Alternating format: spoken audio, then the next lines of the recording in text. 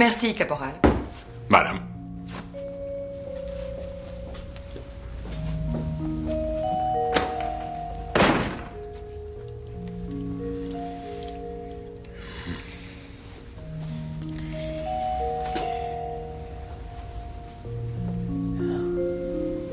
Incroyable. Oh, grand Dieu.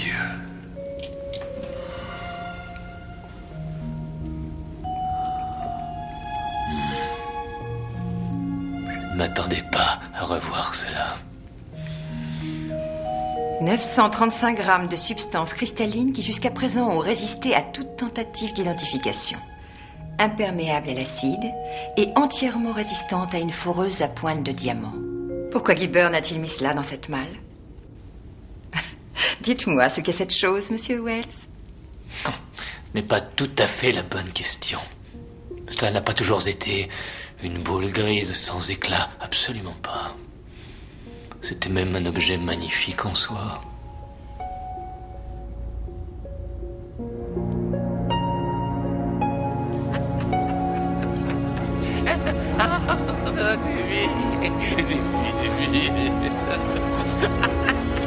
Ah ouais, mon bonhomme, mon chien. Allez, viens. Davy. T'es un bon toutou, Davy.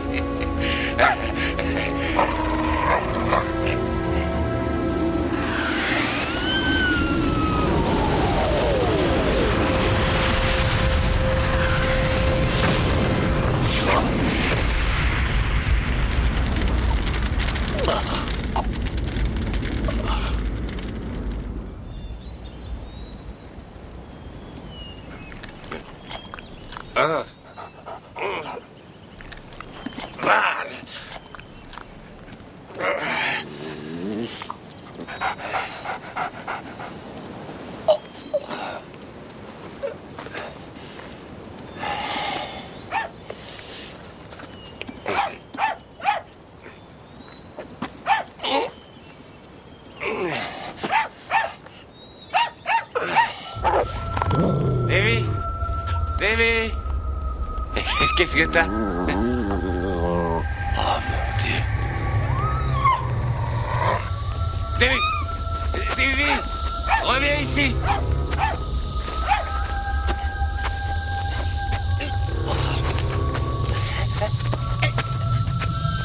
Davy.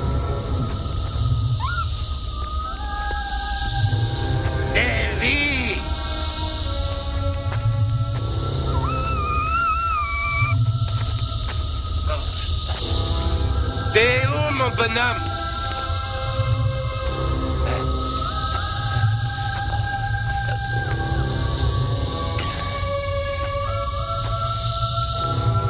Davy!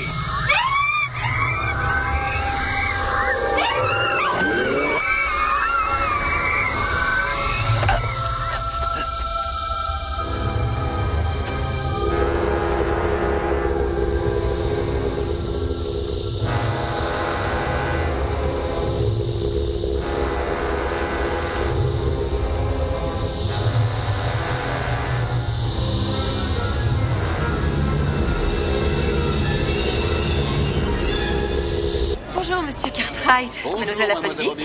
Bonjour, madame Wilson. Bonjour, Jane. Professeur, Mademoiselle Robbins. Eh bien, ça, par exemple. vous semblez surpris de me voir, professeur, mais je travaille ici. Oh, bien sûr, oui. Un spécimen, professeur? Oh, ça. Oh, non, voyons, non, c'est un heurtoir pour ma porte. Mon Dieu, je vous prie de m'excuser, mon ami. Où se trouve le vivarium? Je suis déjà en retard. Cave. William Cave. Naturaliste. Je vais vous y conduire, monsieur Oh, Cave. excellente idée. Je vous suis. Êtes-vous aussi scientifique, monsieur Cave? Étudiant de la nature. Et puis j'en fais commerce en quelque sorte. C'est par ici, venez. Oui. Nous y sommes, monsieur Cave. Bonjour, Billy. Ah, mademoiselle. Bonjour, monsieur Cave. Vous m'apportez encore des grenouilles? Oui, tiens. Ah, voyons cela. Parfait.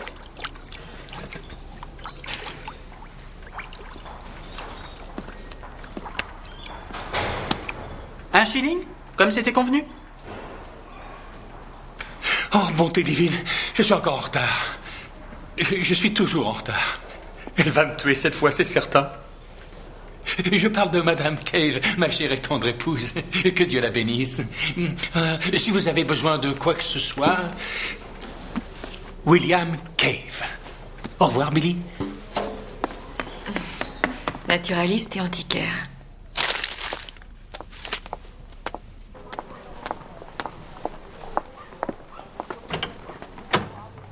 Voyez comme je sais reconnaître votre pas.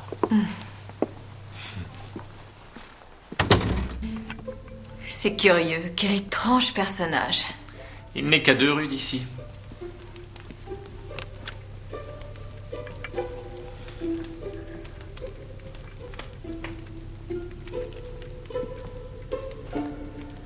Comment étaient vos cours? Qu'avez-vous enseigné aujourd'hui? D'abord l'anatomie élémentaire, qui semblait pourtant très compliquée pour certains élèves. Et puis la biologie. Et vous? Votre journée? Pas si mal. Pas si bonne que cela, à ce que je vois. Vous restez pour souper? Je vous raccompagnerai. Avez-vous assez pour 2? Bien sûr. Que proposez-vous? Eh bien, j'ai des saucisses. Où? Ou bien des saucisses. Voilà qui simplifie nos choix, mon cher. Oui, bon, allez, à tout à l'heure. Un petit poulet tout frais pour ce soir. Bonjour, mademoiselle. Un petit poulet pour ce soir? Je prendrai celui-ci. Très bien. Voilà, merci. Au revoir. Allons-y, messieurs, mesdames. Un petit poulet tout frais pour ce soir. Tu veux passer du bon temps?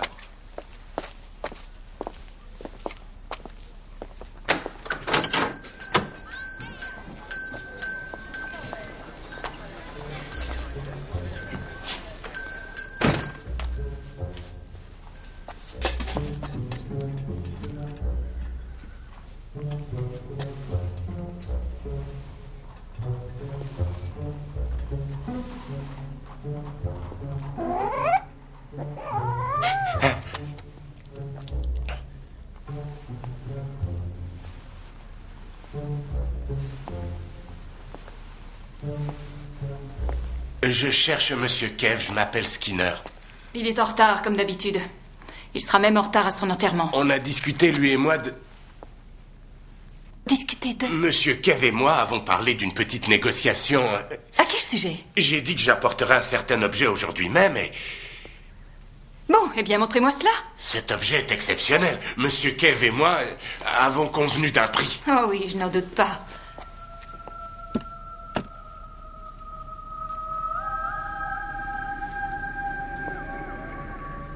Un œuf de cristal, ce sera parfait comme presse-papier, certes. C'est plus qu'un presse-papier. On s'est entendu sur 30 shillings, Monsieur Cave et moi. Discuter argent avec Monsieur Cave est un non-sens. Si vous voulez négocier, voyez Madame Cave. Madame Cave? Oui, vous désirez? 20 shillings. Mais c'est pas ce qu'on avait convenu. C'est sûrement un objet rare, c'est peut-être un joyau, j'ai jamais rien vu de pareil.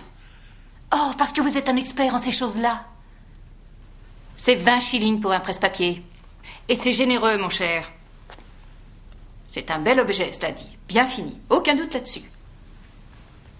Bon. Une guinée qui, comme vous le savez, fait 21 shillings.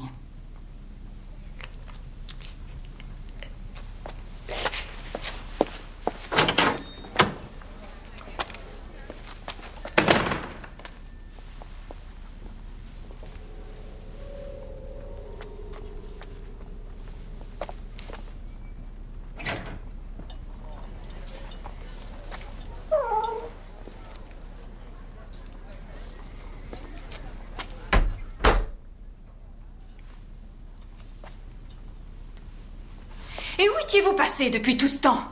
Vous êtes encore en retard. Pour ma part, je n'ai pas arrêté de la journée et je suis fatiguée. Je suis navré, Rosa, j'ai été pris par... Oh. Auriez-vous perdu la tête avec cet homme? 30 shillings pour ça? Je lui en ai donné 1 guinée. Je suis sûre de pouvoir en obtenir 5 livres. Quel magnifique objet. Pas aussi beau que 5 livres, hein, mon ange?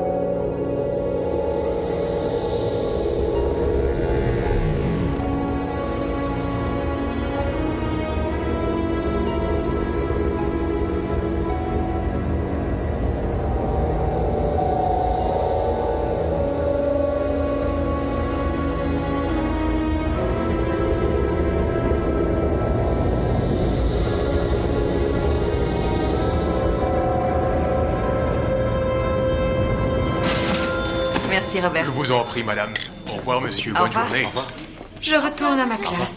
Essayez de ne pas rester enchaîné à votre bureau. Sortez un peu, marchez dans les rues. Ça peut vous inspirer, qui sait. Oui, je vous promets de le faire. Mais vous avez l'air contrarié. Oui, c'est à cause du cours du jeudi après-midi. Gardez bien votre flegme. Vous aussi, Wells. Voulez-vous que je... Oh, s'il vous plaît, oui. Mais qu'est-ce que ça peut bien être?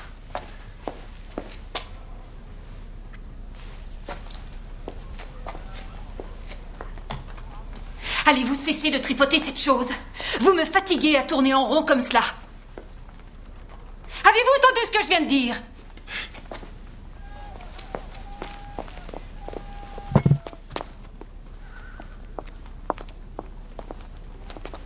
Retournez donc compter les recettes d'hier. Je dois discuter d'une transaction avec Monsieur West. Jacobi? Rosa. Comment allez-vous?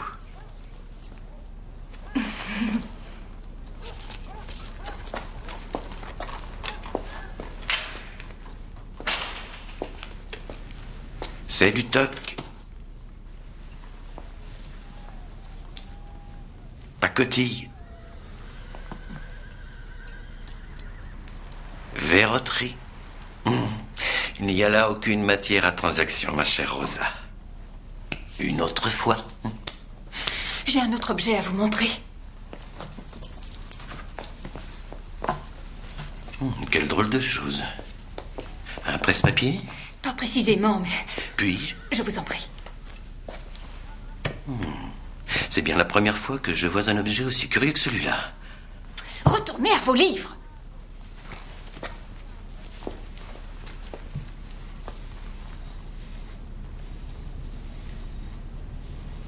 Oh mon Dieu. Pendant un moment, j'ai cru voir quelque chose bouger à l'intérieur. Mesdames et messieurs, la grenouille. Aujourd'hui, vous allez tous essayer de mettre en pratique quelques-uns des principes de base de la dissection que vous avez appris la semaine dernière. Alors, vous allez nous montrer comment faire. De la gorge à la cuisse, s'il vous plaît. Ce n'est pas du quartz, ni du cristal de roche. Ce n'est pas de la pâte de verre, et encore moins une tourmaline. Alors, qu'est-ce que c'est? C'est une pierre précieuse, peut-être. Ou un diamant. Ah, non, je connais les diamants. Et cette chose n'en a ni la couleur, ni le brillant, ni même le feu. J'avoue n'avoir jamais vu ces couleurs. Rosa, si je pouvais avoir un échantillon, si petit soit-il, avec votre permission, je pourrais l'observer au microscope. Mais vous n'allez pas le casser. Une poussière de cet objet me suffirait. Je ne ferais qu'une entaille, totalement invisible à l'œil nu. Je vous en prie, faites. Avez-vous vu? Un reflet, sans doute. Oui, il n'y a pas d'autre explication.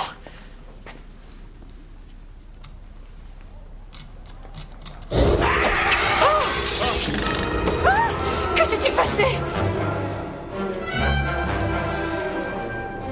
Oh mon Dieu. C'était comme si cet objet était vivant. Avez-vous entendu le son qu'il a produit? Un bon conseil, Rosa. Vendez-le. Vendez-le vite. À la première personne qui en voudra.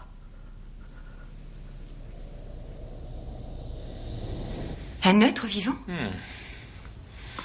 Inoffensif aujourd'hui. Enfin, d'après mes connaissances. Nous avons également ceci. Des plaques. Des radiographies. Faites à peu près 5 ans après la découverte, quand le physicien allemand Röntgen inventa le procédé. Gibbon fit une série de radiographies de l'intérieur de l'œuf et la structure de la chose est même gravée dans les molécules du matériau dont elle est faite. Une structure tout aussi complexe que celle d'un cerveau humain. Oui, pour l'époque, cet œuf de cristal était sophistiqué. Attention, Rosa. Attention, ma chérie.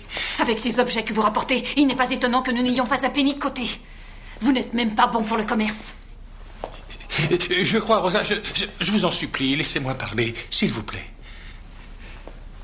Je crois que si nous nous installions quelque part à la campagne, comme je l'ai toujours désiré, nous n'aurions plus à payer cet effroyable loyer. Et notre existence serait différente. Je pourrais prendre un travail dans l'enseignement. J'apprendrai aux enfants les rudiments du dessin et... La campagne! Que Dieu m'épargne, William Cave! Que Dieu m'épargne, Cave, le naturaliste, qu'il m'épargne de faire pousser des légumes à la campagne!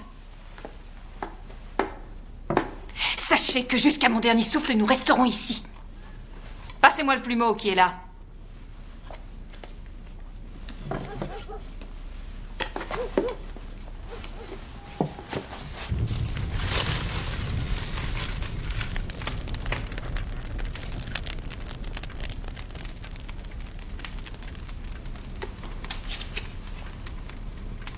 Ne restez pas enchaîné à votre bureau. Sortez un peu, marchez dans la rue. Dépêche-toi, allez, décidez-vous. C'est du beau gibier. Ah, bonjour. Je vous assure que c'est tout frais. Les enfants sont allés à la chasse. Dites-moi, Elisabeth, est-ce que vous pouvez me réserver un lapin pour le souper? Je passerai prendre en fin d'après-midi. Bien sûr, monsieur Knox, ce sera fait. Merci. Je vous mettrai le plus beau, le plus gras de Je vous réglerai tout cela tout à l'heure. Mais oui, monsieur Knox.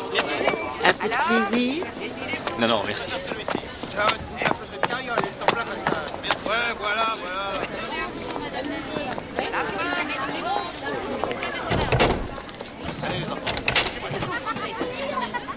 Timothy, venez ici tout de suite. Merci. Bonne journée. Allons, messieurs, mesdames, prenez la part pour le souper. Vous n'avez que l'embarras du choix. Ils sont Comme c'est bizarre. monsieur. Enveloppez et pesez.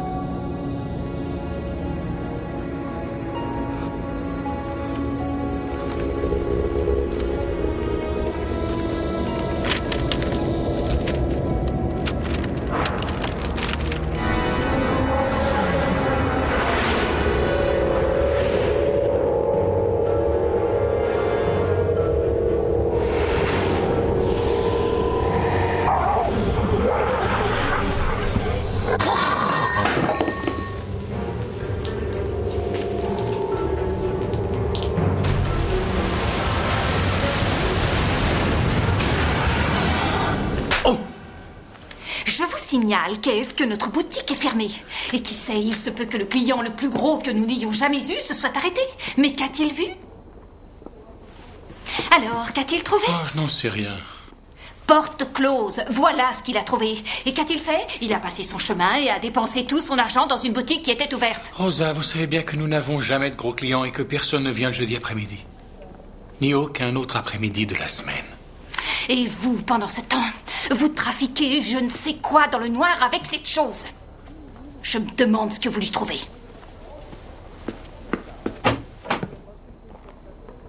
Tout comme je me demande ce que je vous ai trouvé. Ça, je l'ignore. Vous n'avez jamais montré un tendre sentiment à mon égard.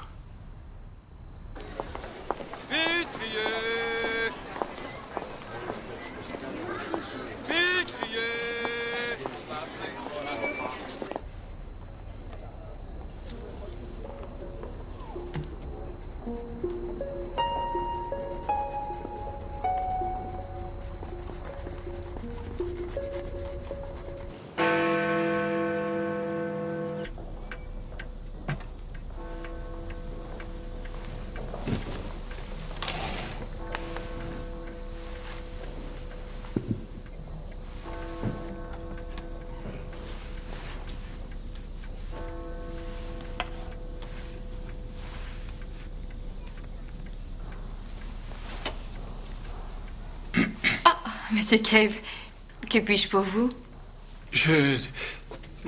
Auriez-vous un petit moment à m'accorder? Navré, Monsieur Cave, quelqu'un m'attend, je suis déjà en retard. Un moment, soit.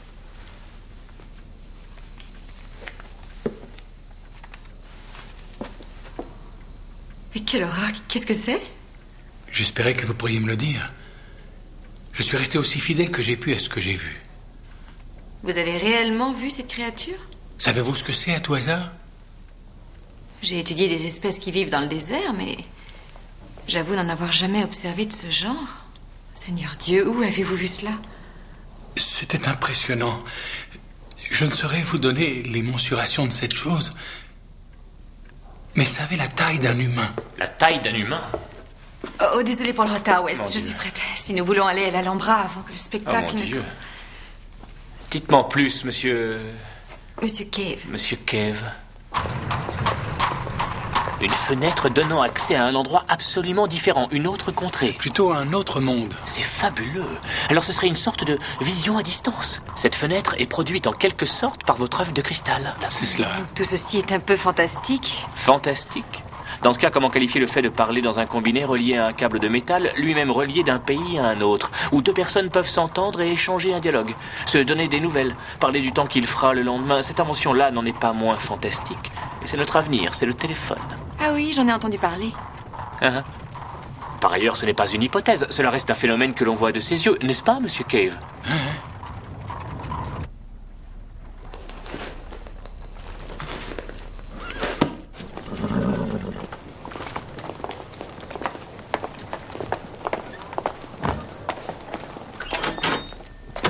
Oh, bonté divine.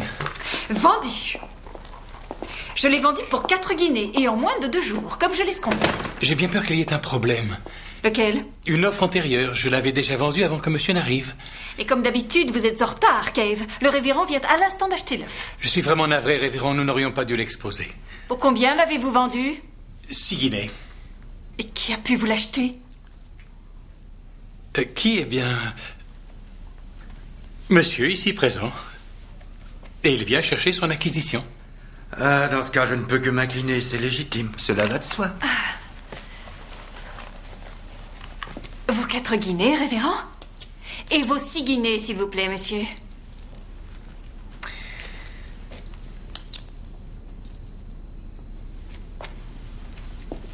Jane, Vous n'êtes pas sérieux? je vous en prie. Cet argent est le prix de nos entrées au music hall.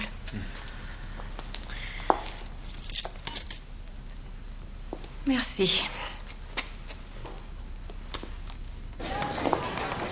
Cet objet est tout à fait intriguant. Bonne soirée, madame, monsieur. Bonne soirée. Au revoir. Objet intrigant et cher payé. 6 guinées. Notre spectacle de ce soir se résume à la contemplation d'un œuf. Oh, avez-vous remarqué? Quoi donc? Qu'y a-t-il? Je jurerais avoir vu quelque chose bouger à l'intérieur du cristal. Bouger à l'intérieur du cristal. Un reflet, sans doute. Regardez comme il scintille. Avec tous ces reflets, on peut y voir des tas de choses. Oh. 6 guinées. Wells. Est-ce que vous prenez au sérieux tout ce que Monsieur Cave vous a raconté? Attendons de voir s'il se produit quelque chose. Trop de lumière. Cette pièce est beaucoup trop éclairée. Nous avons besoin de pénombre.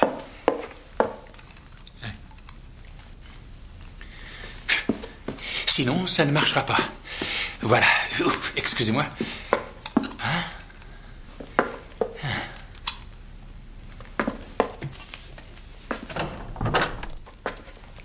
Cet objet ne peut se révéler que dans l'ombre, à la lueur d'une simple chandelle, orientée selon le bon angle.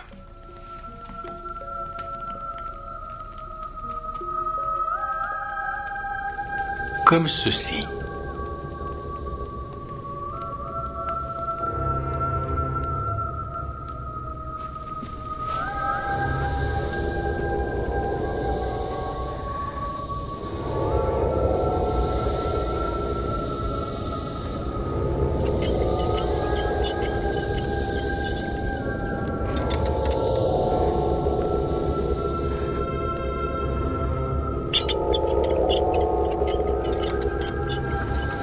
Seigneur Dieu.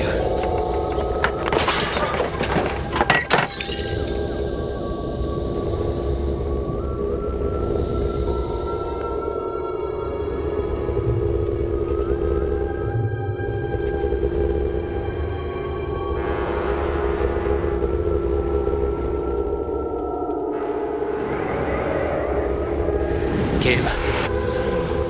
Reculez, je vous prie.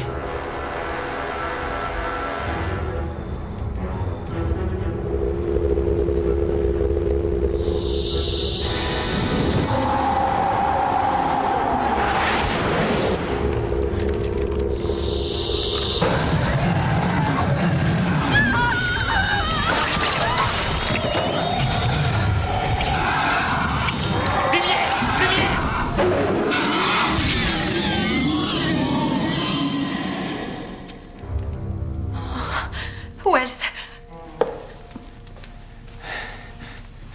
Ça va? Oh, c'est de la poussière. C'est extraordinaire. De la poussière rouge. Cette œuf est bien plus qu'une fenêtre. Bien plus. C'est une porte. Vers un autre monde.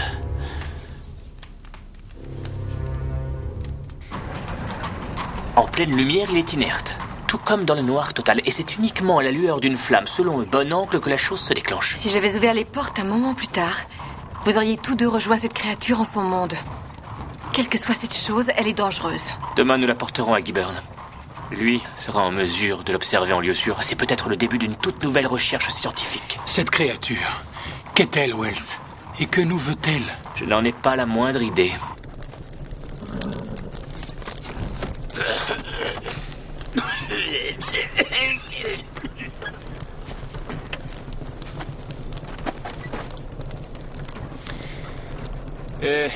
Je cherche un certain monsieur Skinner. Il n'y a pas de Skinner ici. Retournez à votre lit, monsieur, à vos foyers bien douillets. Vous n'êtes pas des nôtres. Je récompenserai celui qui me conduira jusqu'à lui. Combien? Oh, zut. Tenez, je vous remercie d'avoir cru en moi. Permettez-moi de vous rembourser, monsieur Wells, vos 6 guinées. Et vous m'en aviez offert 5 guinées? Une boule de feu tombée du ciel, je vous dis. J'avais jamais rien vu de pareil. Et votre chien? Un pauvre Davy, il n'est pas revenu. Je l'ai entendu aboyer une dernière fois et plus rien. Je suis repassé 2 fois dans le coin pour l'appeler, mais rien. J'ai pas revu mon Davy. C'est impressionnant. Regardez, regardez. On voit précisément la trajectoire de la météorite. Un peu comme le sillage d'un bateau. Oh Seigneur. Qu'y a-t-il? Mars. La planète rouge. Mais oui, bien sûr, nous l'avons vu. Nous y étions il y a 1 heure. Il est impératif que les scientifiques l'étudient. Cela pourrait totalement changer toutes nos conceptions de la physique. Un passage vers les étoiles. Demain, nous irons voir votre ami Gibburn. Rendez-vous à l'Institut des sciences à 9h. Je sais où mettre cet objet en lieu sûr. Même Rosa n'en a pas les clés. Bon, mais soyez prudent, monsieur Cave. Comptez sur moi. Monsieur Kev, vous oubliez pas mon argent? Non, non, mon ami. Une promesse est une promesse. Je vais régler cela, soyez sans crainte. J'espère bien. Wells, qu'y a-t-il? C'est évident, bien sûr. Si nous pouvons percer leur secret, ils peuvent percer le nôtre.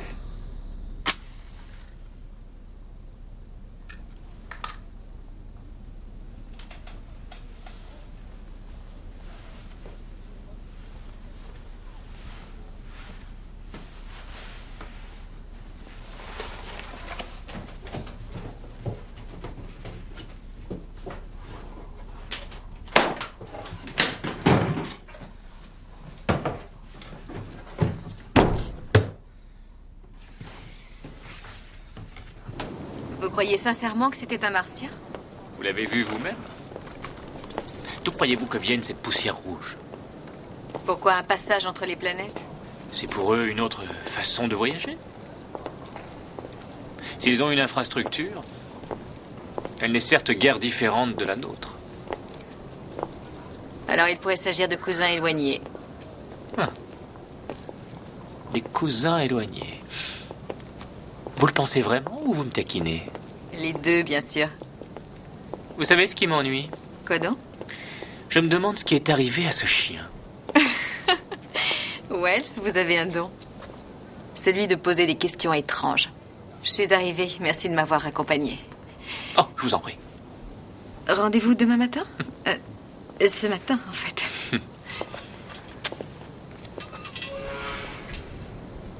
Qu'est-il arrivé à ce chien? Venez là.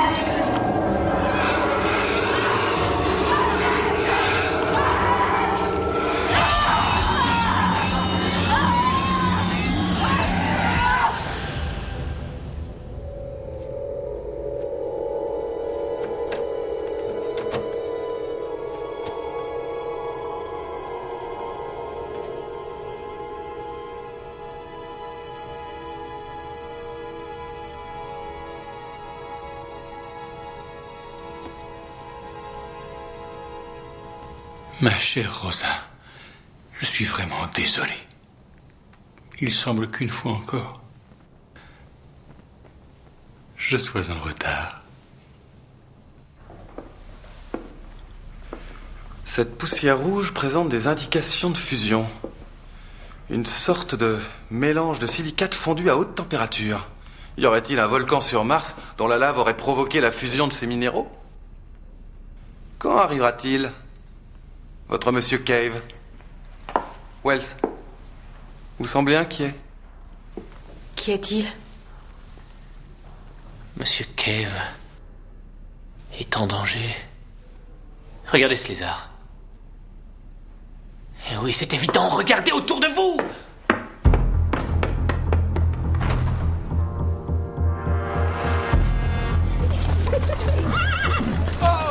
Oh, mais attention, mon garçon! Apportez-moi ces tonneaux de pierre par ici, et vite!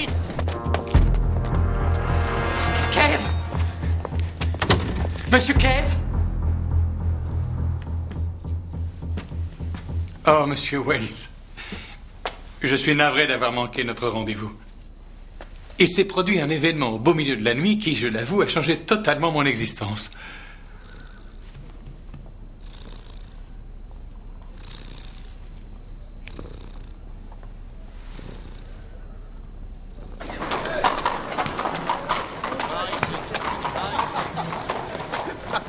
Oh, Soyez heureux dans votre campagne, Monsieur Cave. je vous remercie. Et vous aussi, Jem. Merci pour tout. Bonne chance, Monsieur Cave. Au revoir. Vous sauriez où il y a un pub dans le quartier? Oui, il y en a un au bout de la rue, vous le verrez bien. Merci.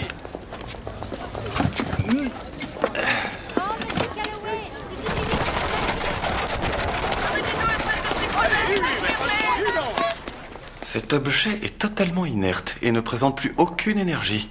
Quelle perte pour la science. Ne pouvez-vous en récupérer quelque chose? Bien sûr, mais cette chose représente aussi de grands dangers. Comment prévenir le monde que nous autres êtres humains ne sommes pas les seuls sur notre galaxie? Personne n'y croira.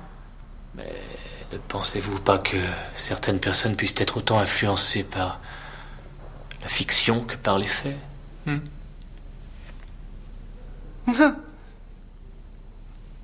Vous a-t-on jamais dit que vous aviez un penchant tout à fait excessif pour les questions mystérieuses, mon cher Wells?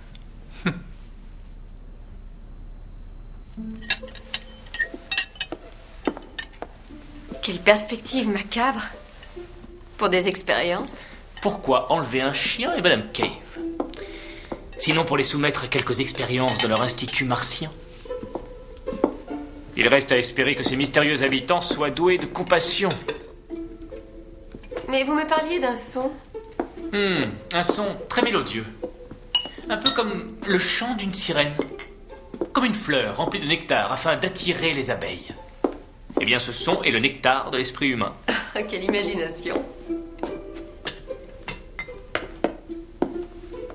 Il est plus tard que je ne pensais. Je n'ai pas vu le temps passer. Moi non plus. Je vais vous raccompagner. Je ne crois pas nécessaire que vous me raccompagniez.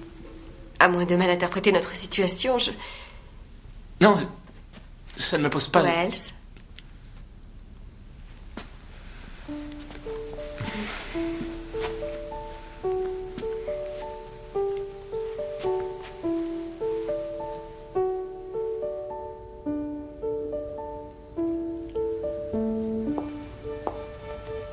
Monsieur Wells, il se fait tard et vous me semblez un peu fatigué. Que diriez-vous d'une petite collation?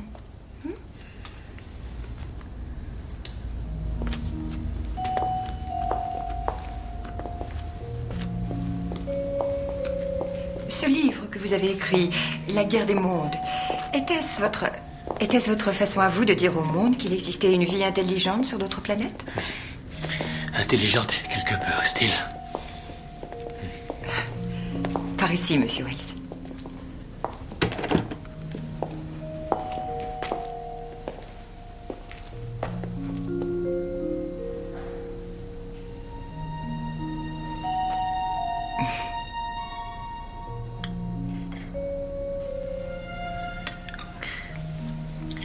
Je suis plus qu'intrigué. Je dirais même impressionné. Ce qui m'intrigue réellement pour ma part, c'est ce qui a bien pu arriver à cette pauvre Madame Cave.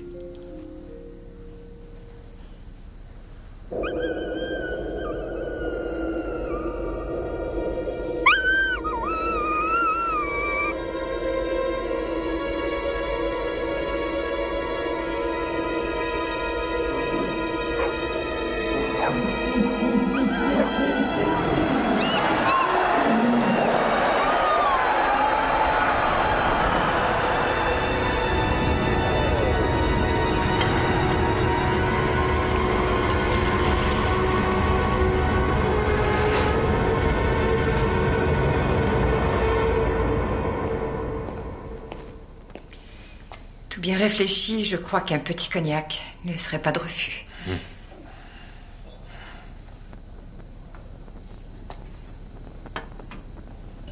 Dites-moi, Wells, Cela n'a rien à voir avec le sujet, mais c'est par simple curiosité personnelle. Je satisferai la vôtre si vous satisfaites les miennes. Lorsque votre nom est apparu sur l'étrange testament du professeur Gibbon, j'ai pris la décision de m'informer sur vous. Une enquête de routine. Enfin, c'est ainsi que je l'envisageais jusqu'à ce que quelques zones d'ombre ici et là m'interpellent. Quelques zones d'ombre, comme dans les longs corridors où vous exercez votre profession. En quelque sorte. Il y a un dossier sur vous. Ancien, mais toujours pas classé. Dans l'un des services de sécurité. Mais je vous croyais membre d'un de ces fameux services. Pas exactement. Qu'y avait-il dans ce dossier? Je n'ai pas pu y avoir accès. Bon nombre de mes collègues étaient jaloux et les rivalités se traduisent par ce genre d'entrave. Le pouvoir. Le monde où nous vivons est quelquefois régi par des esprits très petits. De ce dossier, je n'ai aperçu que le nom. Il se nommait dossier Fulmar.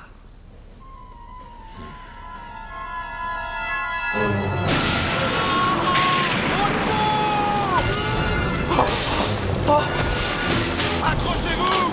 En avant, Michael! Davidson!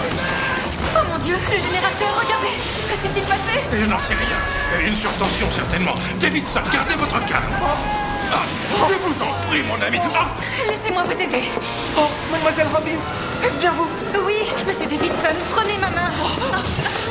Oh, je ne vois rien, il y a trop d'embruns. Des embruns? Je suis là, je suis devant vous. Venez m'aider, je vous prie, monsieur Bellows. Non! Prenez ma main. Oh mon Dieu! Votre main, je la sens, je la touche. Mais où êtes-vous donc? Je ne vous vois pas du tout. Mon Dieu! J'appelle un médecin.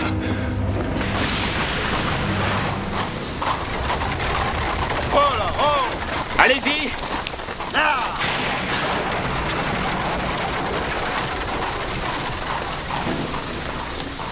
Essayez de vous calmer, monsieur Davidson. Laissez le docteur Nesbitt regarder vos yeux. Je ne vois rien. Je ne vois pas ce qu'elle fait. Oh, il y a un bateau. Il faut vous calmer. Il a dématé. Il n'y a aucun problème avec ses yeux. Laissez-moi vérifier à nouveau.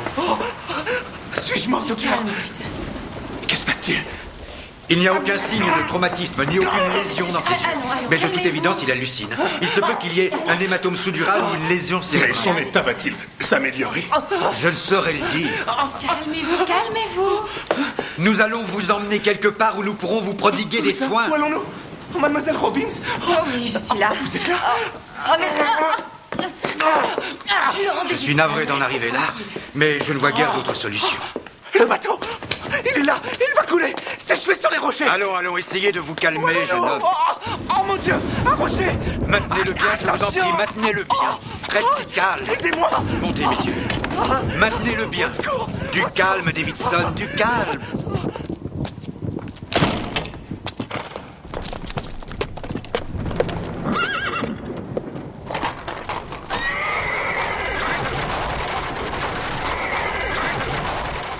J'avoue ne pas comprendre ce qui s'est passé.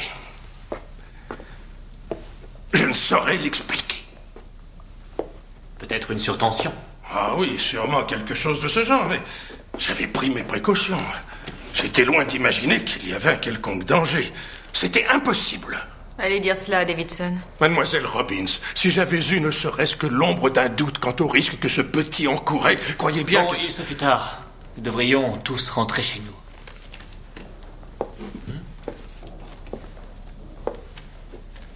Je remercie le ciel que vous n'ayez pas été devant ce générateur lorsqu'il a explosé.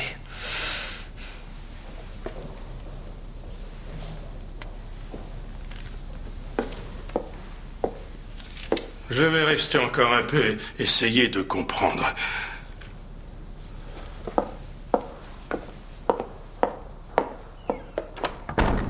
Pourquoi a-t-il fallu que ce soit Davidson?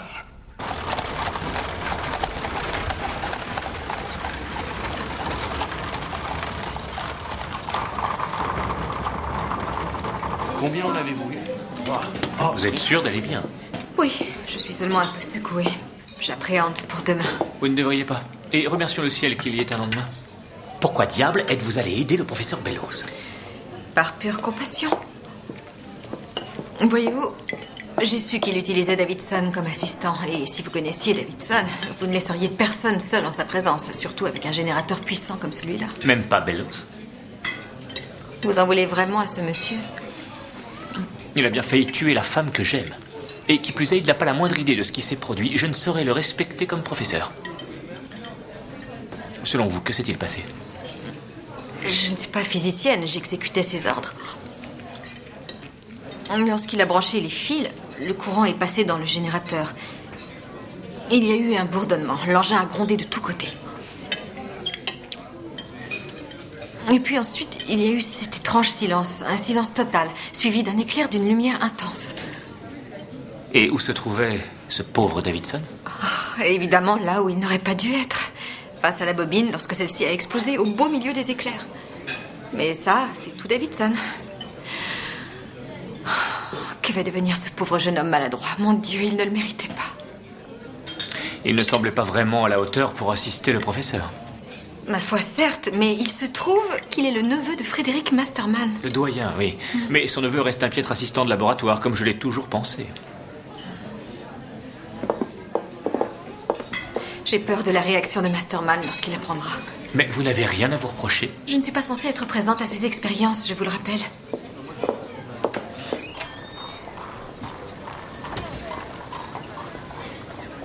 À demain.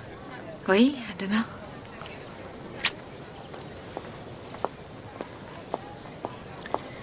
Une tempête sur l'océan. Voilà une hallucination bien étrange.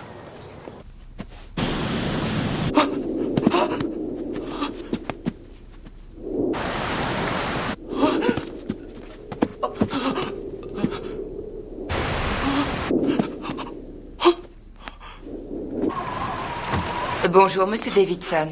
Comment nous sentons-nous aujourd'hui? Oh mon Dieu, écoutez-moi! Je vous écoute. Qu'y a-t-il? Je suis sur une île. Perdu sur une île, vous saisissez? Oh, sur une île? Pourquoi est-ce que je ne vous vois pas? Êtes-vous un fantôme? Oh non, je suis bien réel, monsieur. Il est temps de prendre votre calme, mon cher. Le médecin veut que vous dormiez en paix. Je n'ai pas envie de dormir. Oh, non! À l'aide, infirmier! Notre expérience consistait à envoyer un signal radio très puissant à basse fréquence tout autour de notre planète, par impulsion périodique sur la stratosphère. Vous voyez, comme une balle. Bang, bang, bang. N'y a-t-il pas eu une expérience similaire faite par un physicien croate, Nikola Tesla? Oui, j'ai tenté de reproduire cette expérience. Que s'est-il passé? Je pense qu'il s'est produit une sorte d'effet de résonance. Lorsque deux fréquences identiques se rencontrent, elles produisent un effet de résonance bien plus puissant si elles sont synchronisées que si elles ne le sont pas. Un peu comme des soldats qui doivent traverser un pont de bois. Ils doivent rompre la cadence de leurs pas. Ou bien les vibrations que ceux-ci produisent feraient trembler, littéralement parlant, le pont jusqu'à ce qu'il s'effondre. D'où l'explosion. Oui, mais dans notre expérience, pour qu'il y ait explosion, il aurait fallu un deuxième générateur. Un générateur identique transmettant de manière simultanée. Et cela n'est pas possible. Ah, c'est fascinant. Je risque mon poste, monsieur Wells. Ma foi, toute expérience comporte un facteur risque, professeur. L'Institut l'a pris en considération lorsqu'il vous en a donné la permission. N'est-ce pas? La direction n'a pas compris ce que cela représentait. Une transmission quasi instantanée de toute information de par le monde. Un bond en avant pour la communication. On m'a répondu que la facture d'électricité dépasserait le budget.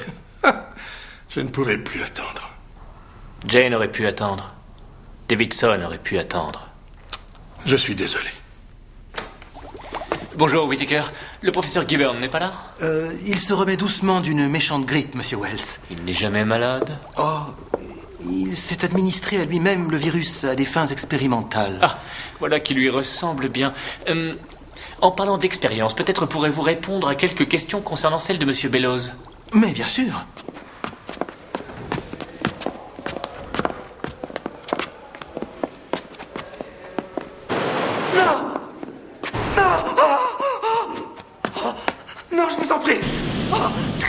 monsieur Davidson. Nous ne descendrons pas ces marches si cela vous contrarie. Appelez mon oncle. Je veux parler à mon oncle. Oui, on va aller le chercher, monsieur Davidson. Attention.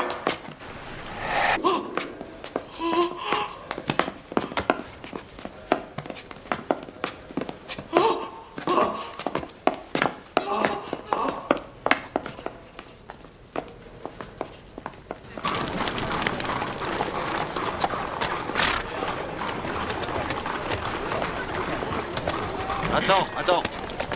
Allez-y, passez, monsieur. C'est bon.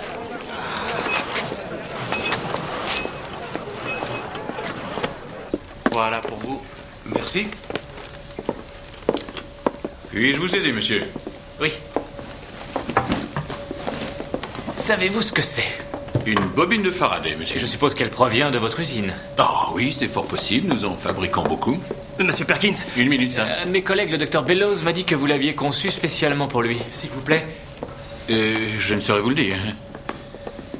Ouais, on l'a fabriquée, celle-là. Je peux vous garantir qu'elle sort de chez nous. Il y en a 2 exactement pareilles, ce sont les mêmes. C'est moi qui les ai montées. Et 1960 tours de fil de cuivre d'un 1/8 de pouce. Une pure merveille. Et j'en ai aussi monté pour eux. Sam, je m'occupe de vous dans 1 minute. Retournez à votre ouvrage, je vous prie. Tout de suite, monsieur Perkins. Alors, est-ce là tout ce que vous vouliez? Oui. Merci. Bonne journée.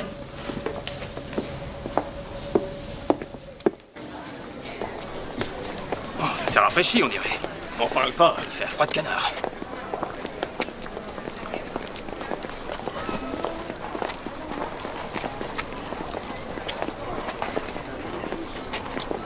Bon, allez, à demain, les gars. Oui, c'est ça. À demain. Ouais, salut.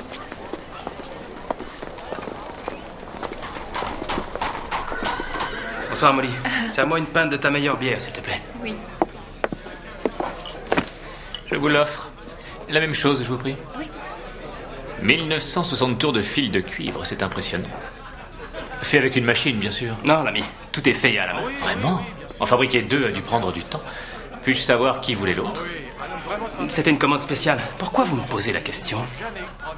Je suis écrivain, auteur de nouvelles fantastiques, et les écrivains posent beaucoup de questions. Mais le docteur Bellows est spécialisé dans les sciences, non? Merci. Vous êtes un rapide, Sam. Je ne suis pas de l'Institut des sciences. J'essaie seulement d'aider un de mes amis. Mais quel genre de nouvelles vous écrivez, alors? On a publié quelques-unes de mes histoires dans le magazine des phénomènes. Je m'appelle... Oh, mais c'est pas vrai! J'ai lu une de vos nouvelles il y a pas si longtemps. Et avec Sherlock Holmes, je m'en rappelle, il fallait le dire plus tôt, monsieur Wells. Santé. Perkins a dit cela, quelle audace. J'arrive pas à le croire, merci. C'est pas lui qui a embobiné les 900... Non, les 1800... Enfin, je sais... non, vous le savez 1800... non, 1960... Ou peut-être était-ce sur le second générateur. Ils étaient absolument identiques, je vous l'ai dit. C'était un travail minutieux fait pour un groupe d'hommes assez bizarre. Le genre très propre sur eux dans leurs uniformes. Tiens donc, et quel uniforme portait-il? Celui de la Royal Navy. Il a dit à ses ouvriers, hâtez-vous à la tâche. Et puis il n'a rien dit d'autre. Il est resté muet comme une... Comme une carpe, peut-être? C'est cela, comme une carpe. Comme une misérable carpe. Davidson disait qu'il voyait un bateau. Tiens. Peut-être devrions-nous prendre ce qu'il dit plus au sérieux. Oui, en effet. Aujourd'hui, je comptais lui rendre visite.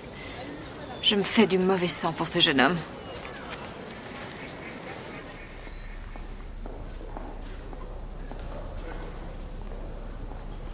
Non, en toute franchise, nous ne pouvons rien faire pour ce garçon, mis à part l'observer. Et quelles sont les conclusions de vos observations, monsieur Simmons? Nous sommes en présence d'un phénomène de dysfonctionnement optique, de vision imaginaire. C'est comme de petites étoiles que l'on voit lorsque l'on se cogne la tête, mais en plus intense. Un phénomène très rare, qui devrait faire une bonne publicité pour l'Institut des sciences. À quelque chose, malheur est bon, cher docteur. Et nous faisons de notre mieux pour M. Davidson. Nous essayons de soulager ses tourments en lui apportant le réconfort nécessaire. Donnez-moi votre diagnostic. Oh. Je ne peux même pas me hasarder à en donner un. Nous naviguons en eau trouble. Merci.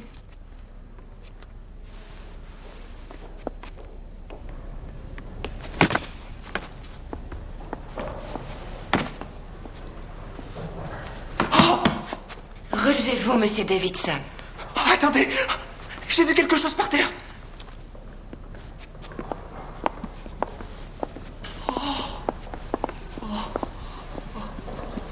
Oh, bonjour, monsieur. Est-ce vous, mon oncle? C'est moi, Davidson. C'est mademoiselle Robbins. Oh, mademoiselle Robbins. Vous m'écouterez, j'en suis sûr. Oui, expliquez-moi. Eh bien, j'ai trouvé une empreinte de pas. Une empreinte de pas, monsieur Davidson. Oui, c'est cela. Elle est dans le sable, juste là. Oh mon Dieu, je ne suis pas le seul survivant sur l'île.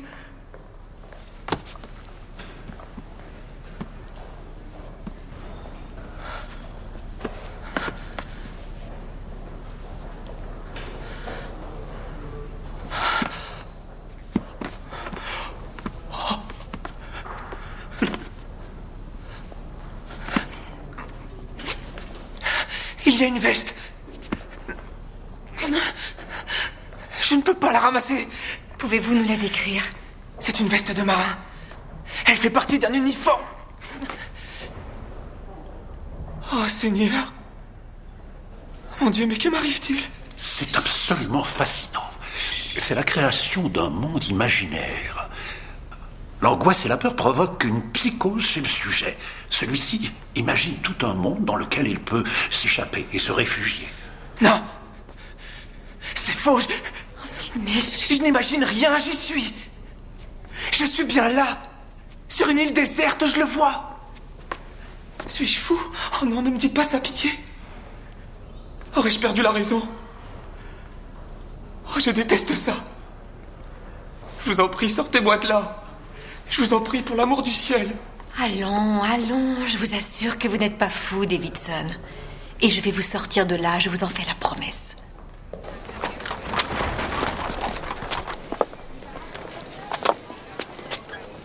Vous avez fait bon voyage? Oui, merci. Bien. Par ici, messieurs. On arrive. Suis-les. Allez. Oh. Je reviens, ma belle.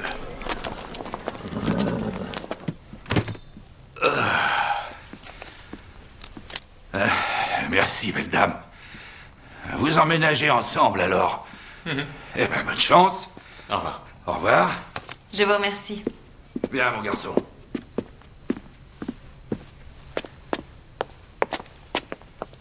Elle a même pas la bague au doigt. Quoi? Le diable les punira. C'est une honte.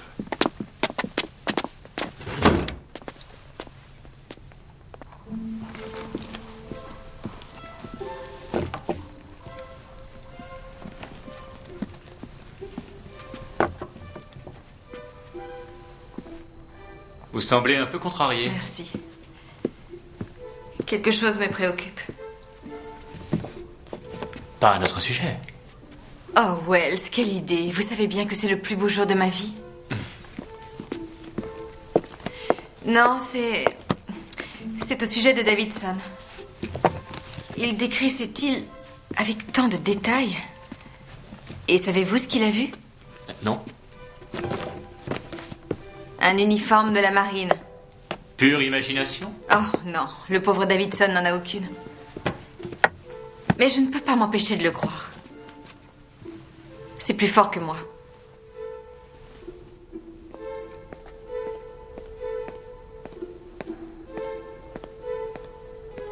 Monsieur Wells?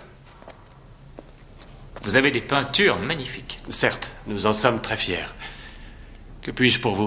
J'aimerais un renseignement sur un bâtiment de la marine. Son nom? Je l'ignore.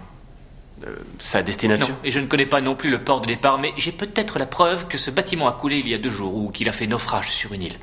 Je suis navré, monsieur Wells, je n'ai aucune idée de ce dont vous parlez. J'ai même des raisons de penser qu'il était pourvu d'une liaison radio. Nous n'avons aucun vaisseau de ce genre. Attendez-moi une minute, monsieur.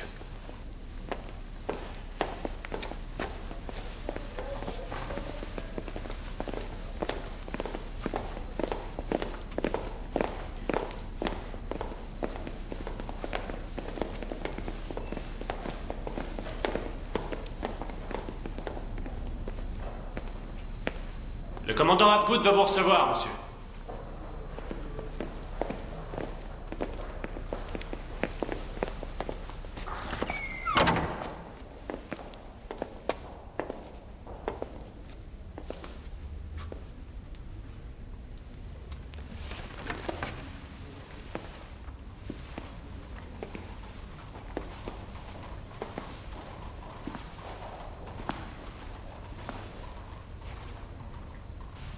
Pourriez-vous vous expliquer, monsieur? Ah, voici ma carte.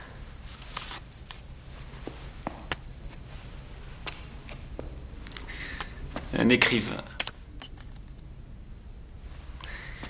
Le lieutenant ici présent m'a dit votre récit pour le moins étrange sur le naufrage d'un bâtiment de la Royal Navy. C'est une étrange histoire, en effet. Certes. Nous savons où se trouve chaque bâtiment et son équipage. Voilà qui est rassurant, monsieur. Qui vous a raconté une chose pareille? Ma source n'est pas très conventionnelle. Un témoin aurait vu ce qui s'est passé. J'ose croire que vous n'êtes pas l'un de ces spirites, monsieur Wells. Non, non, commandant. Mon enquête est purement scientifique. Bien, ou je me serais vu au regret de vous montrer la porte. Tout cela est impossible. On ne peut être témoin d'un événement non existant. Vous me faites perdre mon temps, monsieur Wells. Il n'est pas impossible qu'un groupe d'hommes ait survécu au naufrage. J'ignore ce que vous pouvez être. Un excentrique ou un fraudeur, que sais-je. Mais votre histoire n'est que non-sens. Répandre de fausses rumeurs peut vous jouer un mauvais tour, monsieur. Prenez garde. Cela est très dangereux. Me suis-je bien fait comprendre? Au moins, nous savons que Davidson dit la vérité. Pourquoi? Parce que Hapgood m'a quasiment menacé. Un peu à gauche? Un peu plus bas? Voilà. À présent, il nous faut une preuve concrète. Oui, comme quoi? Un naufrage?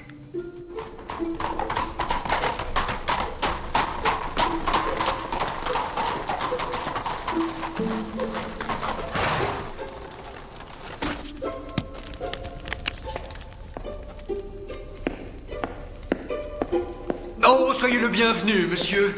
Monsieur a-t-il fait bon voyage? Pas du tout, Hodges. Ai-je besoin de vous rappeler que mon itinéraire m'a fait passer par la France? Oh, bien sûr, désolé, monsieur. Je suis affamé. Le dîner est-il prêt? Oui, monsieur. Alors, passons à table.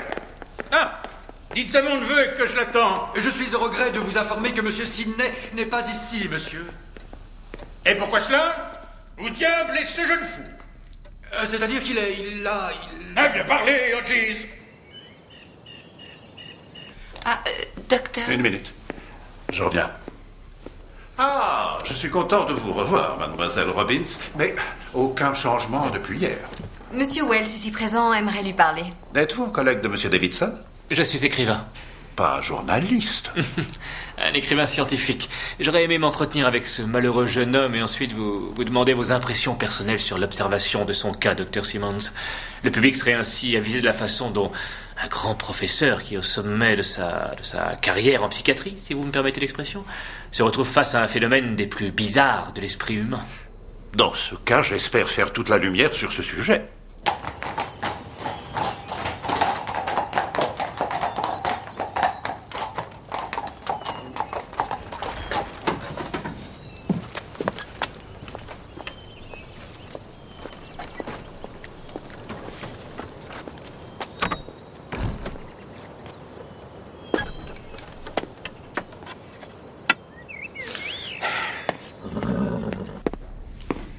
Je souhaiterais parler à mon neveu Sidney Davidson. Votre nom, Mon monsieur? nom est monsieur Frédéric Masterman. Faites vite, je vous prie.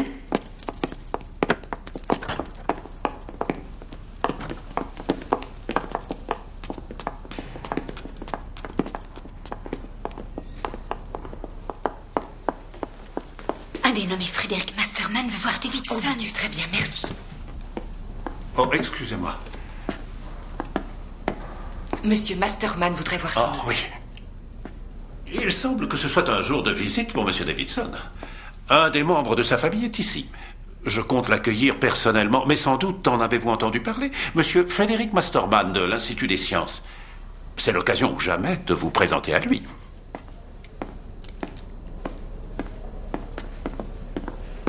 C'est une catastrophe. Qu'allons-nous faire, Wells?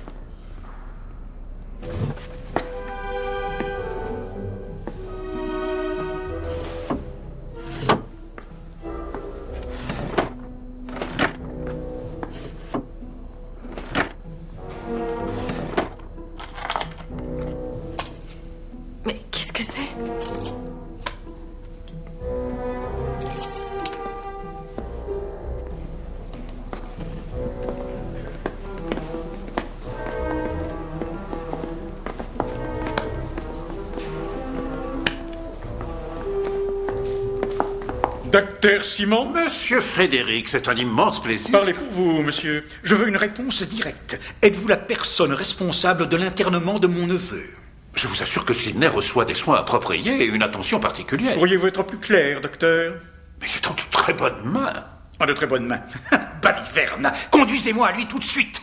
Allons, vite.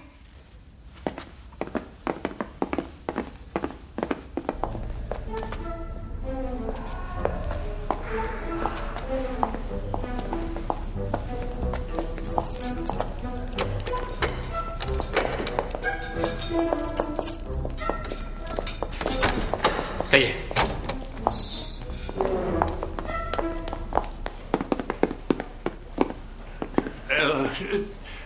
Qu'y a-t-il encore, docteur Simmons? Je vous saurais gré de me conduire à Sydney, séance tenante. Ce petit a beau être un idiot, il n'en reste pas moins mon idiot. Son état est beaucoup plus sérieux que vous ne pouvez l'imaginer, Dans monsieur. ce cas, je souhaiterais en juger par moi-même. Très bien, monsieur Frédéric.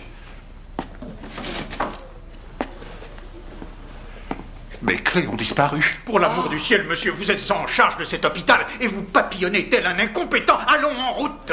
Oh.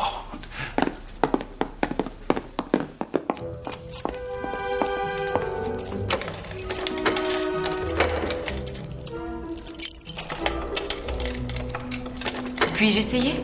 Non. Ce n'était qu'une suggestion.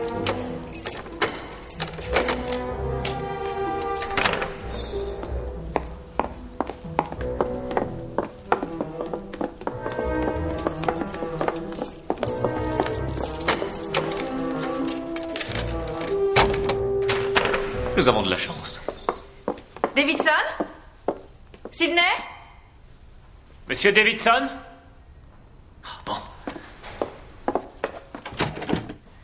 Est-ce que vous m'entendez, monsieur Davidson? Je ne sais pas s'il vous entend, mais nous, oui. Laissez-nous reposer en Monsieur paix. Davidson? Qui est-ce? Oh, Sydney, mais où êtes-vous donc? Dites-nous dans quelle pièce vous êtes, monsieur Davidson, en comptant à partir de celle de gauche. Il y a un petit craquement du plancher avant d'entrer dans ma Essayez. cellule. Sydney? Oui? Sydney, est-ce que vous êtes là? Oui, mademoiselle. Il est là.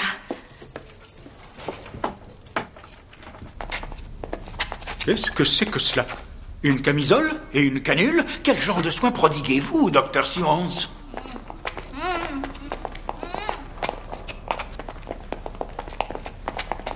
Comment allez-vous, Sydney? Oh, mademoiselle Robin, je suis heureux d'entendre votre voix. Il fait tout noir. J'aime être dans le noir, cela détend mon esprit. Je vois la lune, mademoiselle. Oh, j'en suis ravie pour vous, Sydney. Oh, nous sommes venus vous sortir de là. C'est un labyrinthe. Masterman. Les grilles.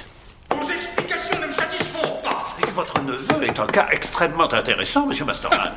C'est la première fois de ma vie qu'un de mes patients s'enferme dans un monde imaginaire. Un monde imaginaire, pure bêtise. C'est particulièrement révolutionnaire pour le domaine de la psychiatrie. Vous pourrez en juger par vous-même.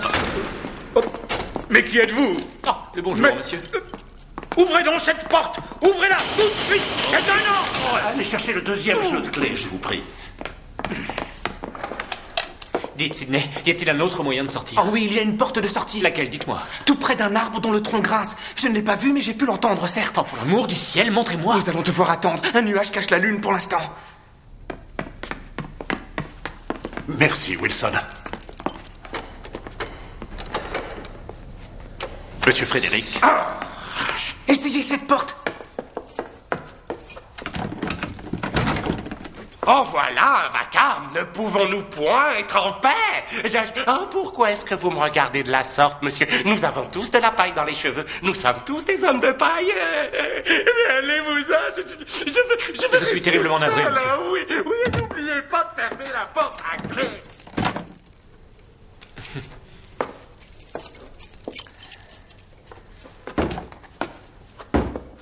Vous là-bas! Où emmenez-vous mon neveu? En de très bonnes mains, docteur. Vous vous moquez de moi, mais regardez-moi ce Capharnaüm. Je suis outré. 2 individus viennent d'enlever mon neveu. C'est impensable. Allons, dépêchez-vous. Oh. Par ici. Vite. Par ici, Davidson. Il faut nous rattraper.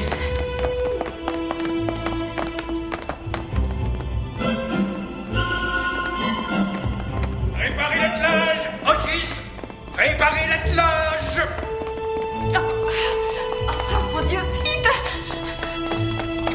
Passez par là. À droite, Sidney. Monsieur Sidney, nous nous sommes fait du souci pour vous. Ojiz, heureux de vous entendre. Il nous faut votre voiture. Mais monsieur, Faites-leur confiance, Ojiz. Ces gens sont là pour m'aider. si vous êtes de son côté, alors je suis du vôtre. J'ai peur que mon oncle vous en tienne rigueur. Oh, je saurais calmer le Vésuve, monsieur, je connais bien l'animal. Je saurais le retenir, ne vous en faites pas. James, en route. Bien, monsieur.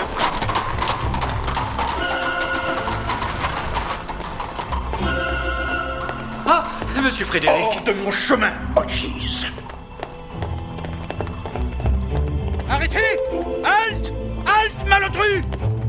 Ils ont volé mon attelage, tout ceci est ignoble. Mais enfin, quelle sorte d'établissement dirigez-vous? Une maison de fous? Les grilles, vite!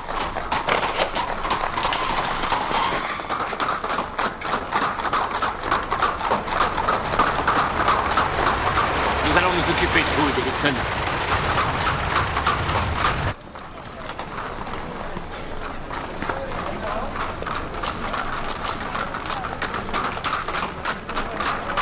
Mais que m'arrive-t-il, monsieur Wells? Nous allons tenter de retrouver l'épave que vous avez vue. Vous êtes victime d'un phénomène étrange. Votre vision est comme dédoublée. Votre corps est bien en Angleterre, mais votre regard est sur une île déserte. La surtension a provoqué un effet magnétique, ce qui a altéré la capacité de votre activité optique. Je n'y comprends rien, je regrette.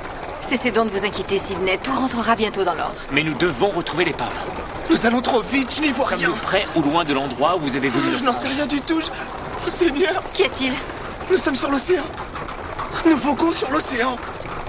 C'est pas réel, n'est-ce pas? Dans quelle direction se trouve la côte? À droite. Cocher, tournez à droite et faites vite. Allez! Arrêtez, scélérat! Ceci est mon attelage! Oh non! Hâtez-vous, hâtez-vous, pour l'amour du ciel! Allez, plus vite, plus vite, plus vite, nom d'un chien! Oh mon Dieu! Qu'y a-t-il? Je vois de la fumée. Où cela? Là! Prenez à droite! Prenez à droite! Mais c'est la direction de l'Institut. C'est évident, c'est là qu'il a vu le naufrage pour la première fois. Je me dis plus vite! C'est le front de flamme! C'est ça, voiture! Plus vite, rattrapez-les! Allez, dépêchez-vous, allez! Rattrapez ces gredins! Au galop! J'aperçois l'épave. Venez.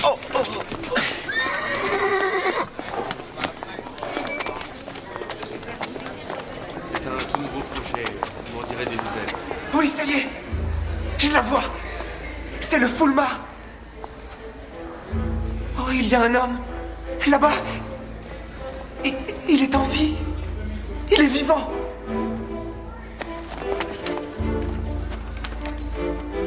Poussez-vous, messieurs. Il est en train d'écrire une lettre. Pourriez-vous la lire? Je vais essayer. Il écrit « Ma chère Poppy, je remercie la Providence. Je ne sais pas si ce mot parviendra jusqu'à vous. Si je ne survivais pas, sachez que mes dernières pensées auront été pour vous. Je vous aime. À jamais votre Bunny. » Mais qu'est-ce que tout cela veut dire? Qu'avez-vous fait à mon neveu? Je regrette, j'ai des instructions strictes, monsieur, du commandant Hapgood. Jeune homme, sachez que je réponds du témoignage de Monsieur Wells. Pourrais-je savoir qui ose vociférer de la sorte? Moi, monsieur. Vous êtes encore là. Monsieur, votre bateau s'appelait le Fulmar et un des membres de son équipage est toujours en vie. Je ne vous écouterai pas davantage, monsieur Wells. Alors c'est moi que vous écouterez, mon cher.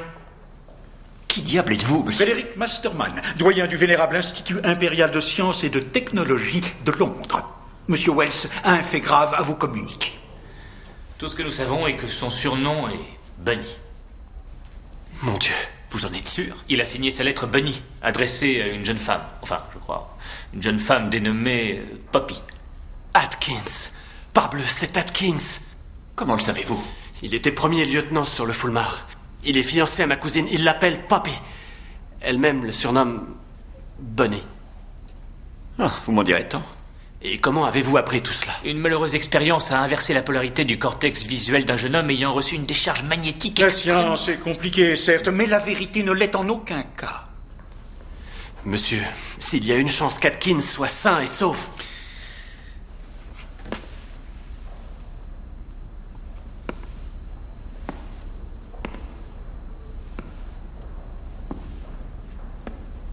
Ce que je m'apprête à vous dire est purement confidentiel et ne doit pas sortir de ce bureau. Ce bateau, le Fulmar, était destiné à expérimenter des transmissions électriques. En envoyant des messages radio dans le monde. Mais nous avons perdu contact avec lui. Nous ignorons totalement sa position. Nous pourrions y parvenir en repérant le signal initial depuis l'Institut impérial des sciences et en coordonnant l'intersection... J'ai des hommes qualifiés pour ce genre de calcul. Vous n'aurez qu'à remettre vos informations. Mais attention, monsieur. Il vaudrait mieux pour vous que ce soit vrai. Un bateau. Allons-y, monsieur. Allez, tout le monde à terre. Un bateau. Des hommes, ils viennent pour Atkins. Monsieur, nous voilà. Vous êtes sauvés. Venez. Attention. Il l'emmène. Oh mon Dieu. Atkins est sauvé.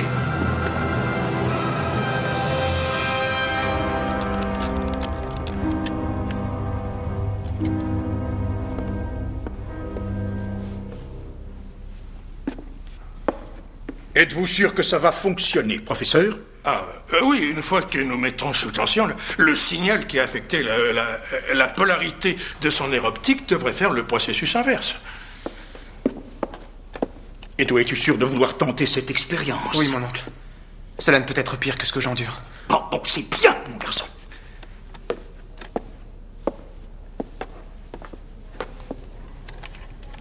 C'est prêt, professeur. Alors, procédez. Et procédez bien, cette fois-ci. Oui.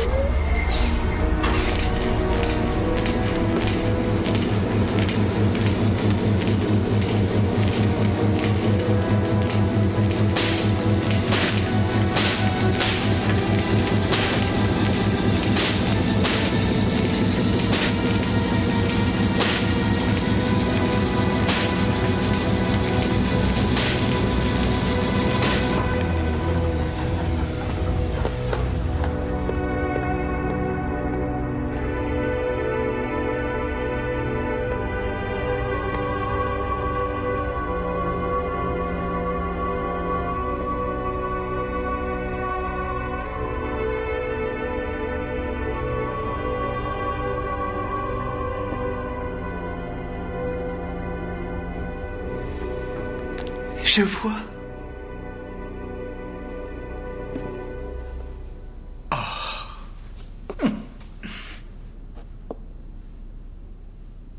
Une vision réelle à distance. Vous vous souviendrez de Masterman Jusqu'à la fin de mes jours. et de ce qu'il a dit? Davidson a plongé au beau milieu de deux électro-aimants alors que l'un d'eux était à l'autre bout du monde. Wells.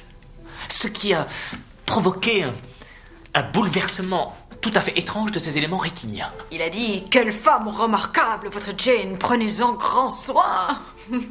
C'est vrai, je le ferai.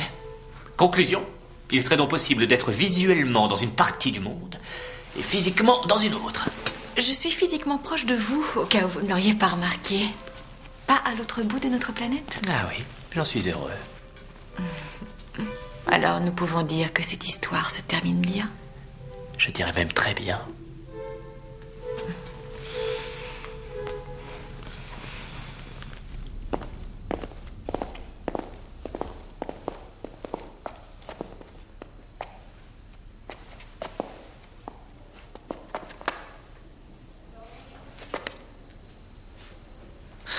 Poppy. Oh, ma bien-aimée.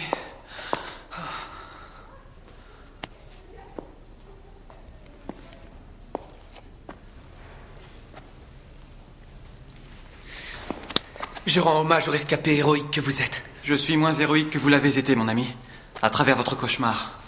Merci à vous, 1 million de fois pour votre contribution à mon égard.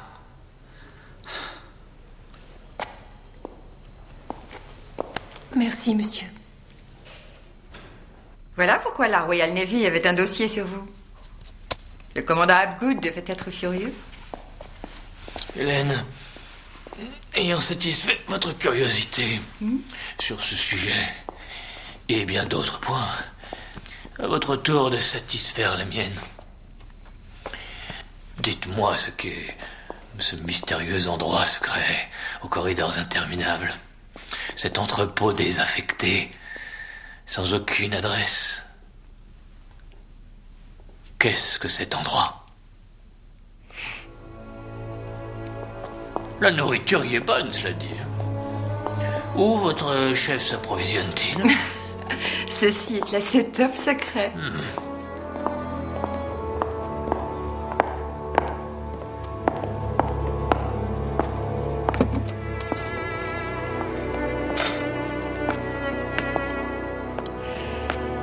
Il est temps de vous présenter à mon patron, que vous connaissez déjà d'ailleurs.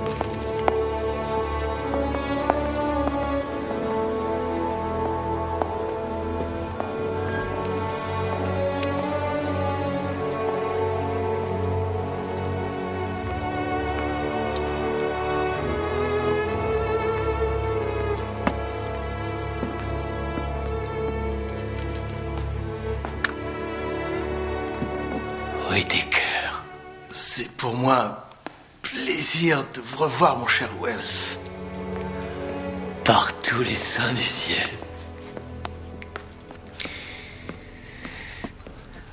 Alors, quel est ce bâtiment? Il a été mis à notre disposition au début de la guerre pour permettre au professeur de poursuivre ses expériences. Un laboratoire conçu dans le plus grand secret, sans aucune restriction ni limite dans ses recherches. C'est ici, par exemple, que nous avons testé l'efficacité du radar. Gibberne était sous les ordres du Premier ministre. Et lorsque Gibberne nous a quittés?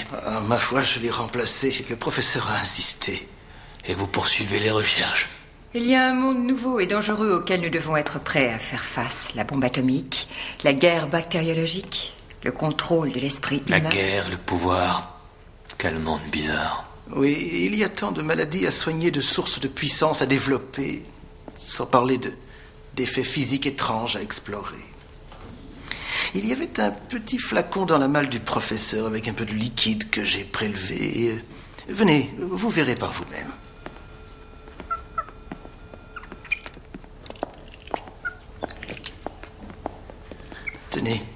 Tenez cela, Charlie.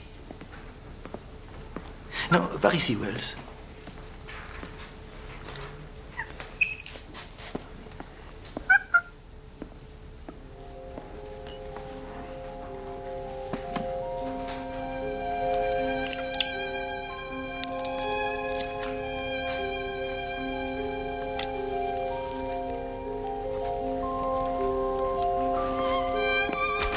Et les effets disparaissent de façon exponentielle, cela va de soi. Mais enfin, comment diable savez-vous cela?